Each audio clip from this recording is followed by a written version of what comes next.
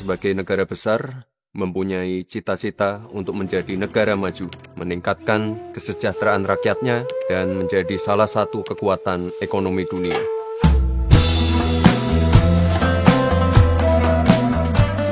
Ini bukan angan semata, tapi sebuah tujuan yang ingin kita raih bersama, dan Indonesia mempunyai peluang yang sangat besar untuk menggapai itu semua.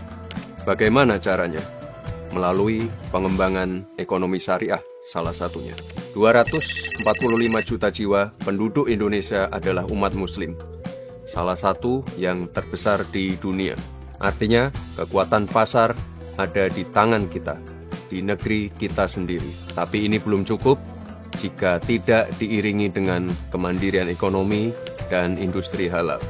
Baik itu kemandirian dalam keuangan syariah, industri makanan dan minuman halal, fashion muslim, kosmetik halal, wisata ramah muslim, maupun lagu, film, dan konten islami. Tahun 2024, Indonesia berada pada top 3 Global Islamic Economy Index. Ekspor produk halal kita juga terus meningkat. Dalam 6 tahun terakhir, pertumbuhannya mencapai 7%. Bahkan 15 dari 30 perusahaan produsen halal terkemuka dunia juga berasal dari Indonesia. Ini menunjukkan potensi besar kita dalam industri halal. Tapi memang harus diakui, saat ini Indonesia belum menjadi pemain utama dalam rantai pasok halal dunia. Kita masih menempati peringkat 8 eksportir produk halal dunia. Bahkan negara lain dengan jumlah penduduk muslim yang jauh lebih sedikit dari kita mampu memimpin menjadi peringkat pertama.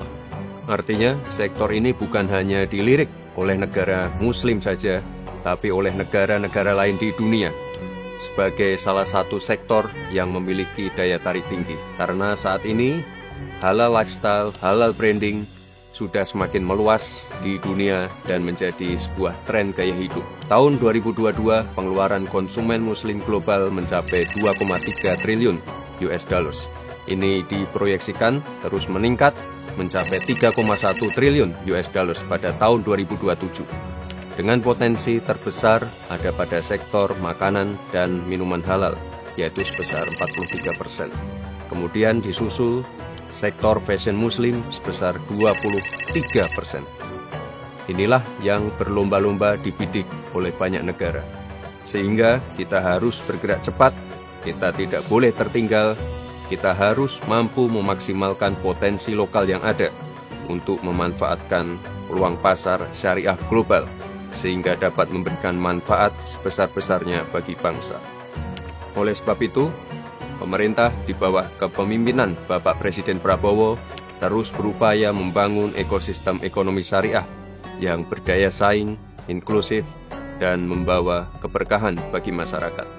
Di KTT D8, Bapak Presiden menegaskan dukungannya terhadap pengembangan ekonomi syariah dengan menciptakan halal value chain melalui jaringan ekonomi halal yang terus diperkuat.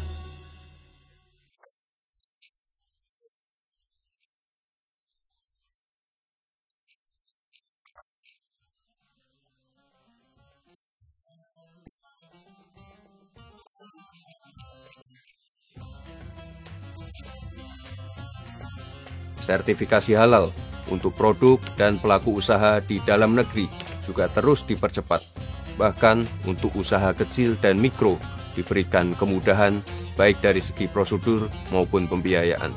Saat ini ada 2,2 juta penggiat usaha dan 6,3 juta produk yang telah bersertifikat halal, dan ini akan terus ditingkatkan.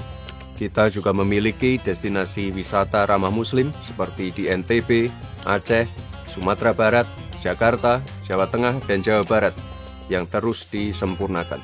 Bahkan di tahun 2023 dan 2024, Indonesia menjadi top Muslim Friendly Destination of the Year. Selain itu, kita juga memiliki 4 kawasan industri halal.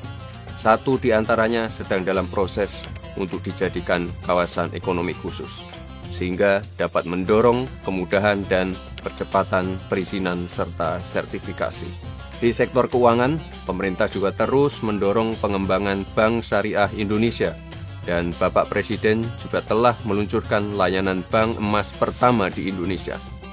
Teman-teman, pengembangan ekonomi syariah bukan hanya sekedar hitung-hitungan ekonomi. Tapi lebih dari itu, ini adalah tentang arah, tekad, dan nilai yang ingin kita bangun untuk menciptakan pendorong ekonomi baru yang lebih adil, inklusif, dan bermanfaat bagi banyak umat. Karena bangsa yang besar adalah bangsa yang tidak hanya membangun kekuatan ekonominya, tapi juga melestarikan nilai-nilai yang menjadi kekayaan bangsa tersebut.